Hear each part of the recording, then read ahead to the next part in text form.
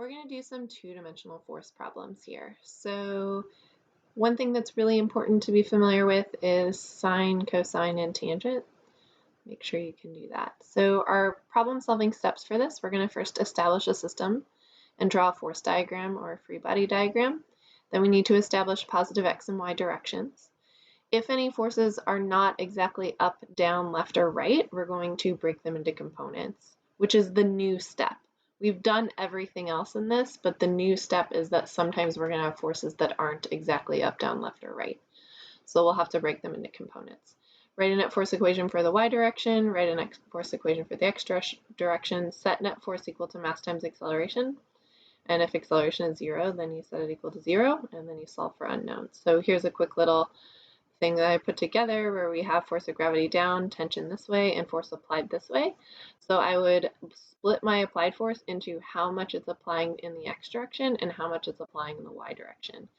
So I've done that here where I've found those components, and then I add the x component into the net force equation for the x direction, and I add the y component in the net force equation for the y component. Sorry, for the y direction. And then you just solve it like you would have done before. So I'm going to do a quick example problem for you. We have a squirrel who has this cache of really yummy corn kernels, and this turkey is trying to steal one, and it's pulling on that rope, and that rope is making an angle with the horizontal of 25 degrees. So the turkey's pulling on it, and the mass of the kernel is 0.4 kilograms. We know that the rope tension is 2 newtons, and it's going at a constant speed, so we know all of our forces are balanced. So we need to know the force of friction, and we need to know the normal force. So the first thing I'm going to do is establish my system. So I'm going to put the corn kernel in the system, and I'm going to draw a force diagram for the corn kernel. So we have force of gravity acting down. We have the tension force acting to the side like this. And I'm going to go ahead and show the components for force of tension. We have Ftx and Fty. And then this angle right here is 25 degrees. Then I have a frictional force, and I know that since the forces are balanced, my frictional force should be the same length as my force of tension in the x direction. And I know there's friction because it's going at a constant speed, so there's got to be something opposing it. And then I draw my normal force. This is where some of the biggest or most common mistakes are made here, is drawing the normal force. You're so used to drawing the normal force same as the force of gravity, but in this case, we have force of tension in the y direction, and that force of tension is supporting some of the weight of the kernel. So the normal force is going to be smaller than the force of gravity because the normal force plus the y component of gravity, or tension, excuse me, have to add up to equal the force of gravity. So that's our force diagram. We're going to choose positive directions. I'm going to choose up and to the right as positive, which usually makes a lot of sense. And then we're going to write some net force equations. So my net force in the x direction is equal to the force of tension in the x direction plus the force of friction.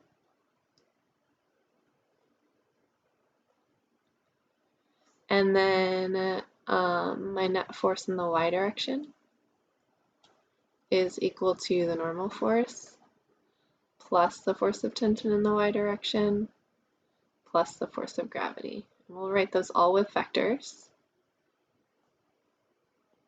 Now we set both of these equal to 0 because we know the kernel is not accelerating at all. So we set this equal to 0, and then we can solve. So force T in the x direction is going to be force of tension times the cosine of 25.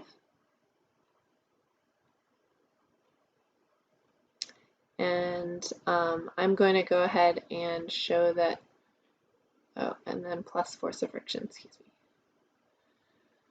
Okay, so then I'm going to solve for force of friction. So I'm going to actually isolate force of friction, so I'll move that to the other side, but then switch.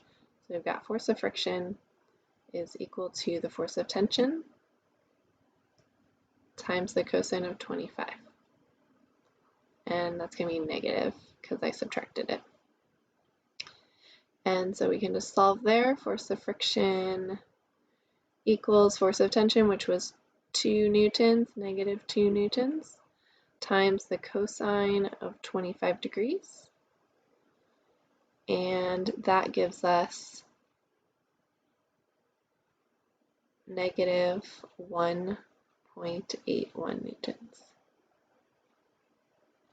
as my force of friction. Then in my y direction, I have 0 as my net force. I am solving for normal force. I know that my force of tension in the y direction is force of tension times the sine of cosine, excuse me. Oh shoot, yeah, sine. Okay, goodness. I'm tired. Sine, yes, because it's opposite, and we're in the y direction. So sine of 25 degrees. I'm just going to put theta. I'm not going to plug in numbers quite yet. And I know that's a positive, so I'm going to leave that there. And then plus the force of gravity. This is a negative, so I'm going to do minus mg. And then I solve for normal force, so I'm going to add mg across and then subtract force of tension sine theta. So we get normal force is equal to mg minus force of tension times sine theta. That looks weird. Okay, so now we can plug in numbers. And we get, what was it, 0.4, I think? Yeah, 0.4 kilograms. That is a huge kernel of corn. One lucky squirrel. Not all of the problems are realistic, many of them. Times 9.8 newtons per kilogram, minus the force of tension, which is 2 newtons, times sine of 25 degrees. And that gives us a normal force equal to 3.08 newtons. Now it's always good to double check your signs at the end. We try so hard to keep our signs constant, but sometimes we mess them up. So make sure that your force of friction is negative here. It is acting in the negative direction, so that's right. And then my normal force is a positive value, and it is acting up. So that is correct as well.